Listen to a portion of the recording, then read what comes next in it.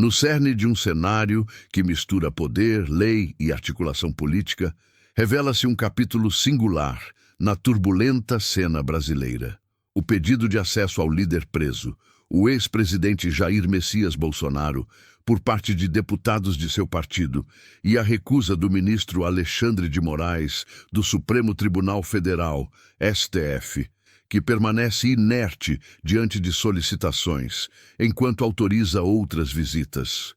A narrativa se desdobra em torno de decisões judiciais que impactam diretamente a esfera política, com repercussões para as próximas eleições. Há mais de 2 meses, o deputado federal Nicolas Ferreira, PLMG, aguarda uma autorização que lhe foi formalmente encaminhada para visitar Bolsonaro, que está em prisão domiciliar em Brasília.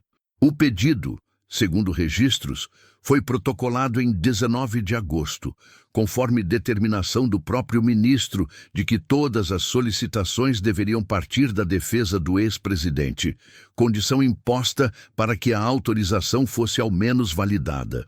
Contudo, enquanto o requerimento de Nicolas segue pendente, Moraes já despachou outras autorizações. Liberou a visita de deputados como Altineu Cortez e Alberto Fraga, do ex-piloto Nelson Piquet, Fórmula 1, e do jornalista Alexandre Pitoli.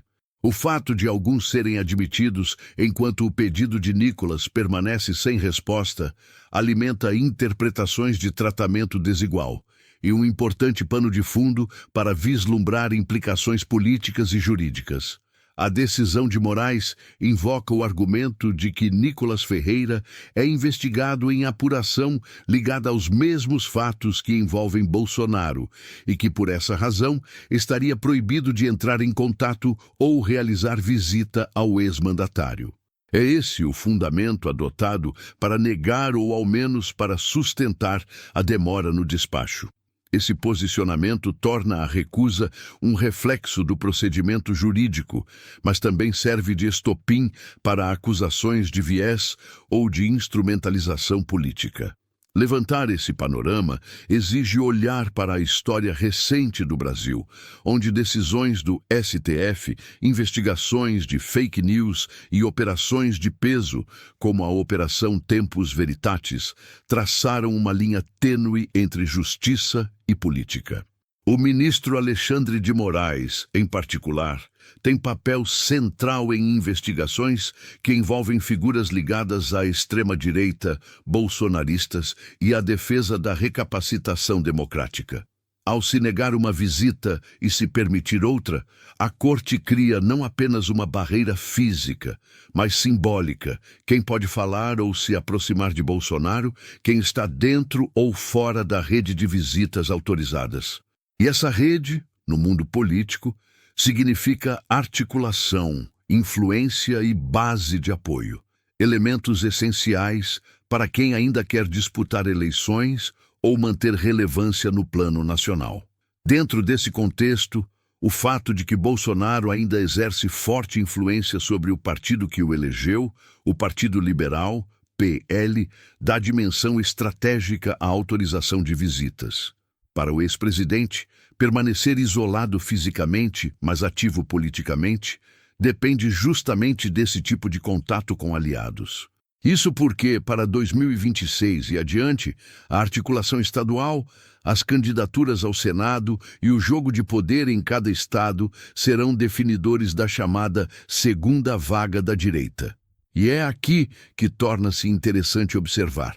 Se são os próximos passos eleitorais que moldam o presente, então cada visita autorizada ou negada já carrega um objetivo político.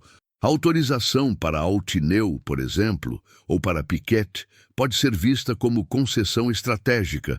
A recusa para Nicolas sugeriria uma limitação ao universo de quem pode participar da articulação em torno de Bolsonaro.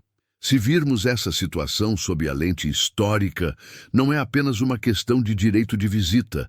Trata-se de quem acessa o palco da oposição, quem continua articulando bases e quem é deixado de fora do jogo enquanto as decisões ocorrem nos bastidores da justiça. O Brasil, outrora célebre por sua democracia emergente, se vê diante de uma cena em que a conduta de uma autoridade judicial reverbera sobre as campanhas políticas, sobre a liberdade de expressão e sobre os mecanismos que sustentam o debate eleitoral livre. Há ainda a outra face da moeda.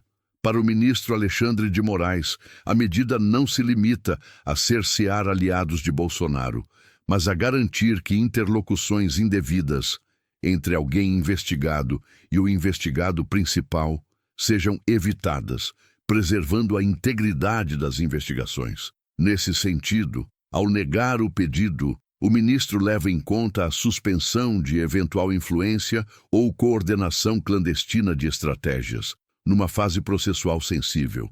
Mas mesmo esse argumento jurídico se entrelaça com uma narrativa política que tem ecos em passado e futuro. No passado, vimos figuras políticas buscando o cárcere como palanque ou o cárcere como símbolo.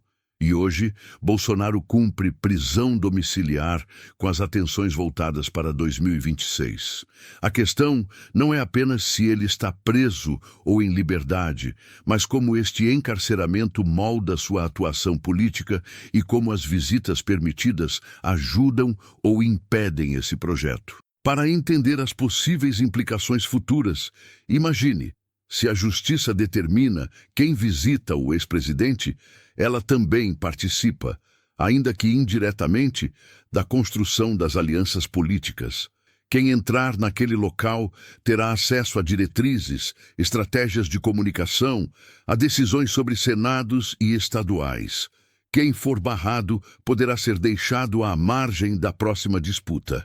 E na era digital, onde os cliques e os videoposts moldam narrativas, aquelas visitas possuem efeito simbólico intenso.